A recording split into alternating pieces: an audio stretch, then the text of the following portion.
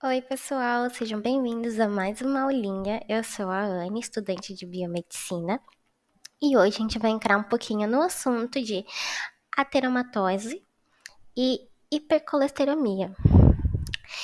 Antes da gente começar, é importante a gente lembrar alguns conceitos. O que é o colesterol? O colesterol é uma substância que possui diversas funções no organismo. Ela faz parte, das estruturas das células do organismo e ela é importante para a produção de alguns hormônios e de algumas vitaminas.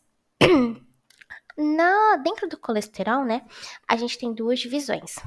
O HDL, né, que é conhecido como colesterol bom, e o LDL, que é conhecido como o colesterol ruim. Por quê?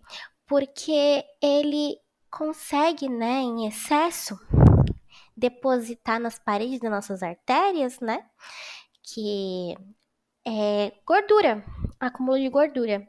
E esse acúmulo de gordura acaba formando várias placas, de gordura que pode levar à obstrução dessas artérias, ou seja, pode impedir o fluxo sanguíneo. A hipercolesterolemia acontece quando a quantidade de LDL fica com níveis muito elevados, E ela tá vinculada a doenças cardiovasculares, que a gente viu na última aula, como aterosclerose, infarto e acidentes vasculares cerebrais, ou então acidentes vasculares encefálicos, Dentro da hipercolesterolemia, a gente tem a primária, que tem a ver com mutações genéticas, alguns genes, envolvidos no metabolismo do colesterol, eles são modificados, como, por exemplo, o gene receptor de LDL, o aumento da função, do PCRK9, que ele faz a degradação, dos receptores de LDL, mutações gênicas, da APOP100 e, além disso, a hiperteloscromia, ela é autossômica, Dentro da hiperteloscomia primária, a gente tem a familiar, que ela é responsável por 5 a 10% dos casos, E se não tratadas, elas podem desenvolver doenças coronarianas,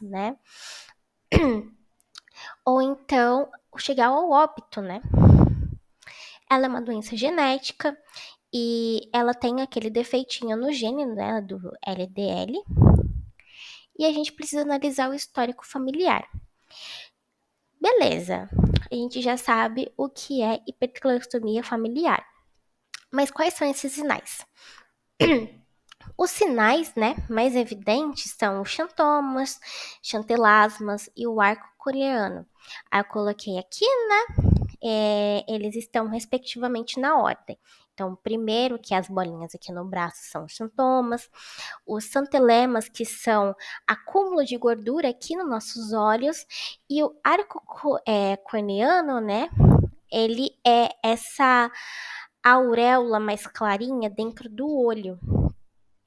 A gente pode também coletar sangue, para verificar os níveis de LDL que normalmente estão altos, enquanto o HDL está muito baixinho, que deveria ser o contrário. Dentro da hipercolesterolemia, a gente tem a secundária, que são causadas por condições que levam ao aumento de colesterol. Então, eles têm fatores externos, ou então mesmo algumas outras doenças, como e também utilização de medicamentos, Por exemplo, doenças, o diabetes, doenças hepáticas, cirrose, e o hipotiroidismo. E de medicamentos como corticoides, antipsicóticos, E hábitos de vida como sedentarismo, dieta rica em gorduras, principalmente as crãs, as saturadas, Obesidade e consumo excessivo de álcool também ajuda muito a pessoa a desenvolver, essa doença. Os sinais, né, e os riscos, eles são assintomáticos, então a pessoa não sente o que vai acontecer. Ela pode desenvolver aterosclerose, né, e outras doenças cardiovasculares. E se não tratado, ele acomete também, né, os xantelemas e os xantomas que a gente viu no slide passado. O tratamento também não é muito difícil, né? Tem a ver com mudanças na dieta, práticas de atividades físicas e, se necessário, alguns medicamentos para reduzir o colesterol. Como a gente citou, né, anteriormente, um dos fatores, né, dentro da hiperglicemia tem a ver com a aterosclerose, né? O que pode levar a acontecer. E o que é a aterosclerose? Ela é o acúmulo de placas de gordura de colesterol, cálcio e outras substâncias nas paredes das artérias. Então, quando se tem um elevado número de colesterol, né, de gordura, as nossas artérias se enchem como se fosse aquele canudinho de macarrão que a gente faz, né? Que coloca mussarela, entre as outras coisinhas. Então, pensa como se ele fosse a nossa artéria. Aí, quanto mais recheio você põe, mais difícil fica a passagem de alguma coisa lá. Por exemplo, do molho, talvez. Isso faz reduzir o calibre das artérias, então o fluxo fica comprometido, né? O fluxo acaba sendo bem, bem menor do que deveria ser, porque as artérias têm um calibre muito grosso, diferente das nossas veias. Ela pode acabar levando ao infarto, AVC, né? Ela tem uma incidência maior entre o sexo masculino, entre 50 e 75 anos, e também o tabagismo, obesidade, sedentarismo.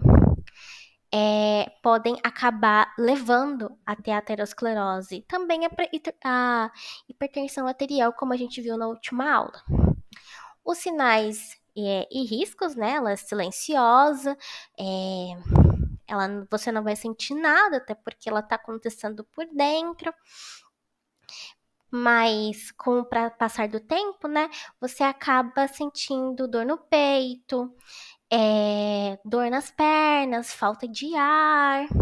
E se acaso a placa romper, você pode ter um infarto ou então um AVC. E quais são os estágios da aterosclerose? No comecinho, acaba tendo a lesão, né, por fatores que a gente explicou, e acaba que esses fatores aumentam a permeabilidade do LDL entrar, né, nas paredes das artérias. Assim que o LDL aumenta, né, entra e começa a se acumular, as nossas células de defesa tentam fagocitar. Lembra do macrófago? Então, elas começam, só que elas acabam se transformando em células espumosas, o que vai acarretar em faixas nas paredes dos vasos, que a gente vai ver um pouquinho mais para frente. Depois dessas faixas, né, quanto mais cresce o acúmulo dessas células, enfim,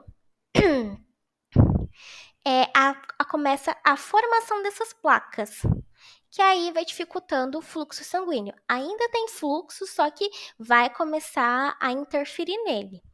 Depois disso, né, começa aquele acúmulo muito grande, vai bloqueando totalmente a passagem do fluxo pelas artérias, trazendo as consequências mais graves que a gente tem, que é o infarto, ou então AVC, enfim. Aqui a gente tem uma demonstração, né, do estágio 1, do estágio 2, o terceiro e o quarto aqui, que é o mais crítico, né? O diagnóstico, a gente vai precisar ver o perfil lipídico, os níveis de hemoglobina, a ultrassonografia também, angiografia por tomografia, né, computadorizada, para verificar, né, como que tá esse fluxo dentro da artéria, né, se está muito comprometido. A triagem, né, os fatores de risco, como a gente viu, tá? Tabagismo, infecção por HIV, diabetes, hipertensão. E o tratamento é diminuir ou restringir, né, os alimentos com gordura saturada, utilizar medicamentos antiplaquetários, né? Porque se as plaquetas intervirem, acontece a coagulação, o que também vai facilitar a obstrução dessas artérias, né? Por enquanto é isso, pessoal. Foi bem rapidinho. Espero que vocês tenham gostado da aula e até uma próxima.